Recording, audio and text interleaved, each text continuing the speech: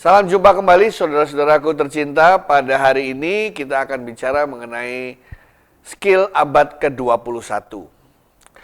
Abad ke-21 itu diwarnai dengan serba tidak menentu semuanya. Bahkan beberapa orang percaya pada konsep VUCA. Abad 21 penuh dengan volatilitas, penuh dengan uncertainty, penuh dengan complexity, dan penuh dengan ambiguitas. Artinya semua serba tidak menentu, bumi gonjang-ganjing katanya. Ya, tidak ada yang tahu apa yang akan terjadi besok dan kemudian membuat orang menjadi berpikir. Kalau kita tidak tahu apa yang akan terjadi keesokan harinya, kita perlu mempersiapkan peserta didik dengan kompetensi apa, dengan keahlian apa, dengan skill seperti apa. Apapun yang terjadi di dunia tahun depan, 3 tahun lagi, 5 tahun lagi, bahkan 25 tahun lagi, yang pasti kita butuh skill untuk bisa hidup. Itu yang dikatakan sebagai life skills. Life skills adalah kumpulan kemampuan kita untuk selalu bisa beradaptasi dengan kehidupan di sekitar kita, agar kita bisa menjadi manusia yang berguna dan beraktivitas sesuai dengan kodratnya. Tantangan bagi guru adalah bagaimana caranya kita harus mempersiapkan peserta didik saat ini untuk masa depan yang kita juga belum tahu apa yang akan terjadi di masa depan. Yang kita bisa baca adalah tanda-tanda zaman, globalisasi, kemajuan teknologi, perpindahan sumber daya dari satu negara ke negara lain secara cepat. Itu adalah fenomena-fenomena yang nampaknya akan menjadi suatu kebiasaan baru bagi manusia masa depan. Oleh karena itu, maka UNESCO, OECD, dan berbagai organisasi dunia mulai mencoba memperkenalkan sejumlah skill yang dibutuhkan agar peserta didik kita bisa survive, bisa beradaptasi dengan masa depan. Nah, dikatakan di situ, katanya, dibutuhkan orang yang tidak sekedar cerdas, tetapi harus kreatif. Apa bedanya orang cerdas dan orang kreatif? Gitu ya. Orang cerdas itu biasanya orang yang tahu banyak hal. Sementara orang kreatif adalah orang yang mampu menghubungkan satu hal dengan hal yang lain untuk memecahkan masalah yang dihadapi manusia. Atau dalam bahasa kerennya, connecting the dots. Nah, kreativitas itu harus bisa ditumbuhkan. Bagaimana cara menumbuhkan kreativitas? Kreativitas bisa ditumbuhkan dengan cara memberikan tantangan, memberikan peluang bagi peserta didik untuk memikirkan cara mengerjakan atau menyelesaikan suatu masalah tertentu. Salah satu soal klasik yang banyak dipakai di pendidikan dasar menengah di seluruh dunia adalah ketika sekelompok siswa ditantang untuk menjatuhkan telur dari lantai 2. Itu kalau telur dijatuhkan dari lantai 2 itu kan pasti pecah. Nah, ditantang oleh para gurunya, silakan telurnya dikasih parasit, silakan telurnya dikasih bantal di bawahnya, silakan telurnya diikat atau dilapis dengan berbagai bahan. Yang penting kalau dijatuhkan dari lantai 2, telurnya tidak pecah. Dengan soal seperti itu, anak-anak mulai mencoba berkreasi, mencari akal sambil belajar bagaimana caranya telur tersebut bisa tidak pecah dari lantai 2. Begitu berhasil, dicoba dari lantai 3, 4, dan seterusnya. Itu C pertama dalam bahasa Inggris, yaitu creativity. Dianggap sebagai salah satu skill yang dibutuhkan oleh peserta didik di abad 21. C yang kedua dalam bahasa Inggris adalah collaboration, atau dalam bahasa Indonesia K, kolaborasi. Kolaborasi adalah kemampuan kita bekerja sama dengan orang lain untuk menyelesaikan suatu masalah bersama. Mengapa kolaborasi penting? Karena manusia itu tidak hanya makhluk individu, dia adalah makhluk sosial. Manusia itu bisa hidup dan mencapai cita-citanya karena ada orang lain. Dia bisa mencapai apa yang diinginkan karena bekerja sama, dukungan dari orang lain.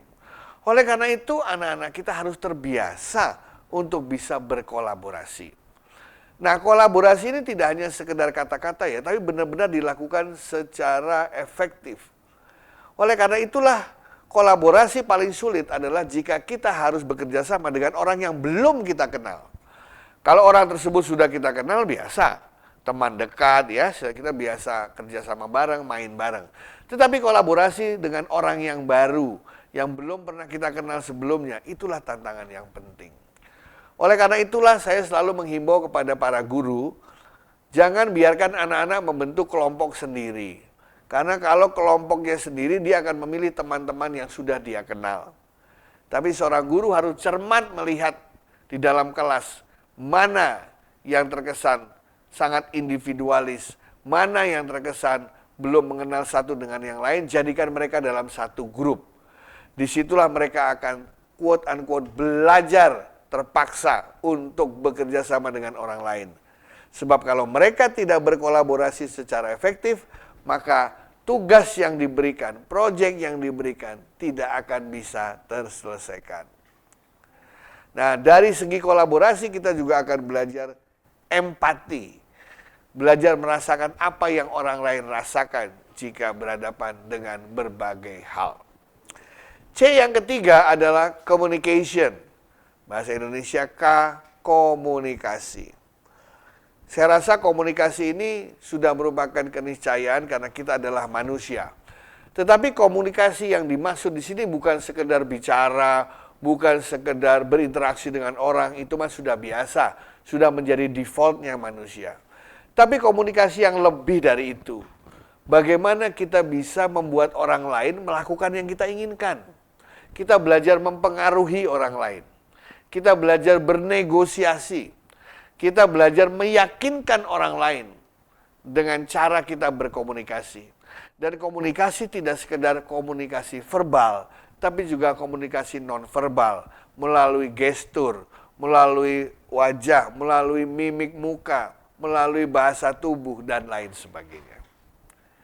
Nah, itulah saudara-saudara paling tidak 3 hal. Ya, dan yang paling penting tadi, creativity, communication, dan collaboration. Ada satu lagi yang orang suka sampaikan, yaitu yang namanya critical thinking. Berpikir out of the box. Berpikir sesuatu yang melampaui cara-cara orang biasa berpikir atau mainstream. Critical thinking adalah proses berpikir yang selalu aktif bertanya mengenai keberadaan suatu fenomena. Kita tidak bisa dengan mudah mempercayai atau taken for granted atau mengatakan, memang bumi itu emang bundar dari dulu seperti itu kok. Memang di bumi itu ada gravitasi, kita tahu lempar apel akan jatuh ke bawah. Yang namanya pohon juga pasti akan tumbuh kalau saya tanam. Tetapi orang yang berpikir kritis itu akan mencoba melihat bagaimana tanaman itu kok bisa tumbuh. Apakah bisa saya membuat atau menanam pohon pisang yang nanti besarnya atau panjangnya pisang itu selalu antara 25 sampai 30 cm. Apakah saya bisa beternak ikan lele yang nanti besarnya itu standar sama semua dan rasa dagingnya itu enak atau empuk? Berpikir beyond the limit, berpikir lebih kritis, tidak hanya itu saja, akan menolong Anda untuk bisa tampil beda dibandingkan dengan orang lain. Anda bayangkan di abad 21 Anda harus berkompetisi dengan orang lain. Ada 30 orang datang untuk pekerjaan yang sama. Dan bagaimana Anda bisa terpilih dibanding dengan yang 30 yang lain? Tidak ada cara lain, Anda harus tampil beda. Dan tampil beda itu biasanya akan terlihat dari kebiasaan atau kemampuan kita dalam berpikir kritis. Critical thinking, communication, collaboration, dan creativity. Minimum 4C. Skills abad ke-21 yang sangat dibutuhkan. Tentu saja di luar itu masih banyak yang lain. Seperti misalnya leadership, ya, atau kemampuan decision making, pengambilan keputusan, dan lain sebagainya. Ada banyak sekali, tergantung kita menggunakan versi yang mana.